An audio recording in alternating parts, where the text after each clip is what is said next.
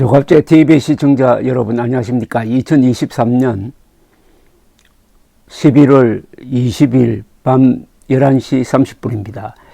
제가 이준석 전 국민의힘 대표를 평할 때 저비용 고효율의 경쾌한 정치, 유쾌한 정치를 하는 천재다 이렇게 평을 합니다.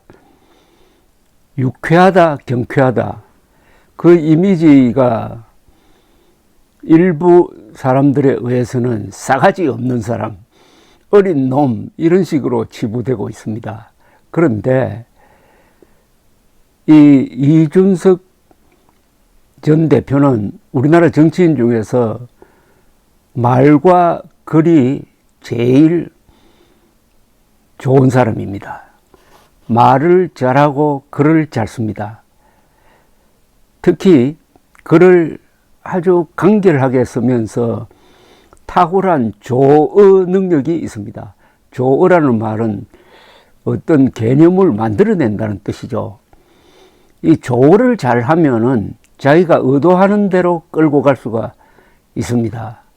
최근에 한 1, 2주 사이에 이준석 전 대표가 인요한 혁신위원장을 젖히고 가장 화제를 많이 모으는 정치인이 된 이유는 이분의 몇 마디 말 때문입니다. 이 말로서 기자들의 기사 방향을 설정합니다. 그러면 자기가 의도하는 방향으로 상황을 끌고 갈 수가 있습니다. 이 말의 천재입니다. 그런데 말의 천재인 점을 인정하지 않고 그 말이 좀 독하다, 직설적이다 이런 걸 가지고 사가지 없다고 하는데, 그런 사람도 그럼 이준석이 거짓말을 한 것 한번 꼽아보라고 하면 말을 못합니다. 이준석이 욕설한 적이 있느냐 라고 물으면 머리를 끌적끌적 합니다. 기껏 한다는 게 양두구육인데 양두구육은 비유지 그게 욕설이 아니죠. 그래서 최근에 무슨 말을 지어가지고 기자들을 갖고 노느냐 한번 꼽아봤는데 2023년 11월 19일 어제 페이스북에 이런 글을 올렸습니다. 자고 일어났더니 하루도 안 되어 정말 많은 분이 참여해 주셨다. 26,800분 정도 된다. 온라인상에 관광버스 920대를 구축하는 순간까지 달려보겠다. 이게 또 화제가 됐습니다. 관광버스 920대를 채울 수 있는 인원은 약 4만 명인데 이미 4만 명 넘었을 겁니다. 왜 920대냐? 윤핵관의 핵심으로 불리는 장제원 의원이 관광버스 92대를 동원해가지고 지지자 4,200명을 모았다는 게 기사가 나오니까 나는 온라인상에 간단하게 그 10배의 인원을 모아서 연락망을 구성하겠다 이런 뜻이죠. 그러니까 언론이 계속 관광버스 920대, 관광버스 920대라고 할 때마다 관광버스 92대를 동원한 장제원 의원을 비판하는 쪽으로 기사가 흘러갑니다. 이건 장제원 의원도 잡고 또 자신의 연락망 구성이 성공적이라는 것 홍보도 하고 기가 막힌 조어입니다.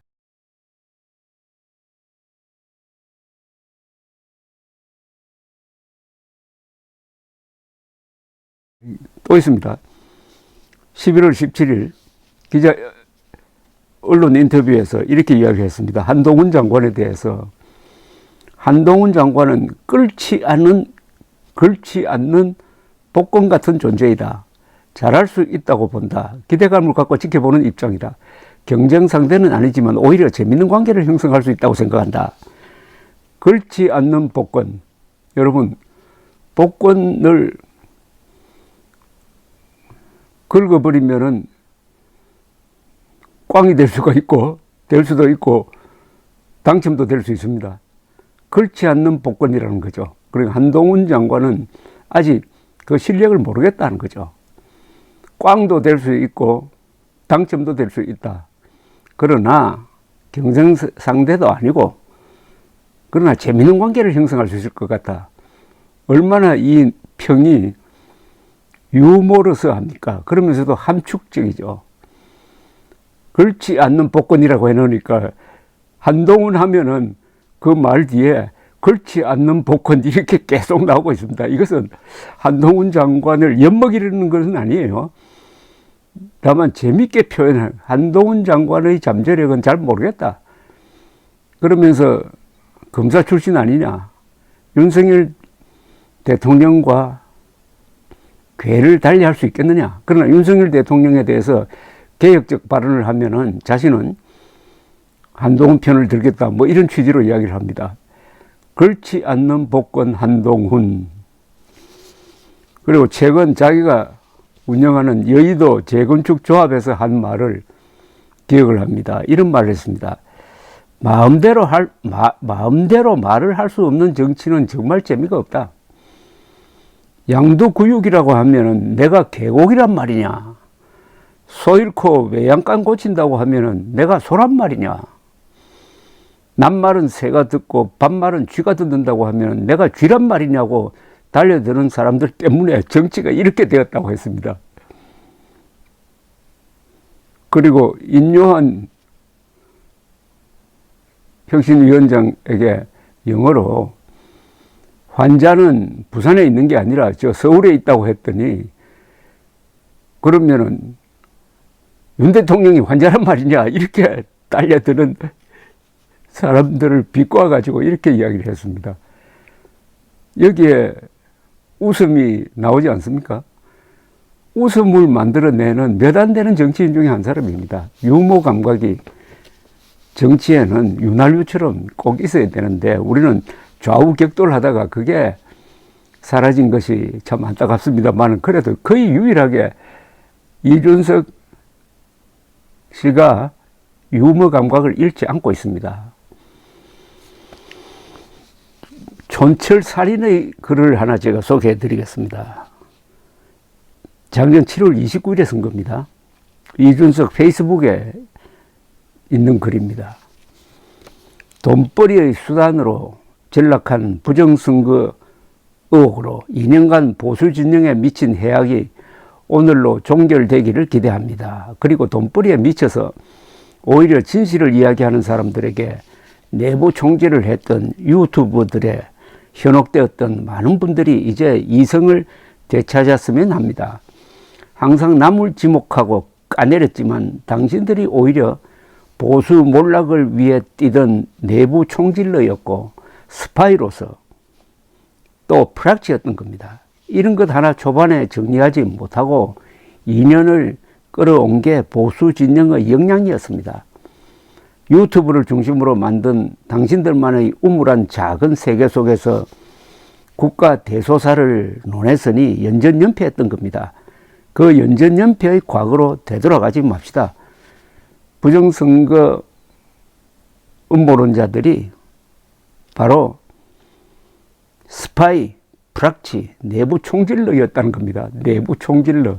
자신들을 내부 총질러, 프락치, 간첩으로 모은 이준석 전 대표를 향해서 음모론자들이 앞장서서 지금 규탄을 하고 있습니다. 그럴 때마다 자기 얼굴에 먹칠을 하고 있습니다. 이준석 전 대표가 쓴 책 올해 봄에 나왔죠. 거부할 수 없는 미래. 아주 잘 쓴 책입니다. 이 책을 읽어야 이준석을 알 수 있고 한국의 정치 그리고 한국 정치의 문제를 알 수가 있는 책인데요. 이 책에 이런 대목이 있습니다. 지난 대통령 선거를 거치면서 내가 유행시킨 말이 있다면은 호가호위하는 특정 집단을 지칭하는 윤핵관이라는 용어와 세대 포위론이라는 전략이었다. 호가호위는 한자 사자성어인데 여우가 호랑이의 도움을 받아서 위세를 과시한다는 그런 뜻입니다. 윤핵관을 말하자면 윤석열 후보 또는 윤석열 대통령의 위광을 얻고 남한테 군림한다는 그런 뜻이죠. 그런 뜻을 담아서 윤핵관이라고 딱 해놓으니까 이 윤핵관으로 지칭되는 사람들이 참 어떻게 보면 죽을 맛입니다. 바로 이준석이 만든 그 개념에 딱 갇혀버린 거죠. 일종의 프레임입니다. 세대 포위론이라는 건 2030과 6070 이상이 손을 잡고 가장 좌파적인 4050을 포위하는 대통령 선거 전략이었습니다. 그게 적중했습니다. 그러나 그게 성공하려면은 그걸 표현하는 말이 있어야 됩니다. 바로 세대 포위론이라는 말이죠. 말이 생각을 결정한다고 그럽니다. 독일의 하이데거라는 철학자는 언어는 존재의 집이라는 표현을 썼습니다. 말은 뭘 만들어냅니다. 말은 인간을 움직입니다. 말은 인간을 움직여서 역사를 만듭니다. 그만큼 이 언어 감각이라는 게 중요한데 이준석 전 대표는 이 말의 힘을 잘 알고 있는 사람입니다. 그래서 기자들을 갖고 지금 놀고 있습니다. 그러면 기자들이 기분 나빠하겠지만은 이준석 전 대표처럼 언론을 자기 페이스대로 활용할 수 있는 사람은 언젠가는 큰 일을 하게 될 것이라는 느낌이 있습니다. 무엇보다도 오늘날 정치 속에서 말로서 경쾌하고 유쾌하고 오늘 이 방송을 하면서 저도 몇 번 웃었습니다만 웃음을 선물하는 사람, 그 사람이 왼쪽 동네에 있지 않고 오른쪽에 보수를 혁신하겠다고 뛴다면은 그 사람은 보수의 자산이고 대한민국의 정치적 자산입니다. 감사합니다.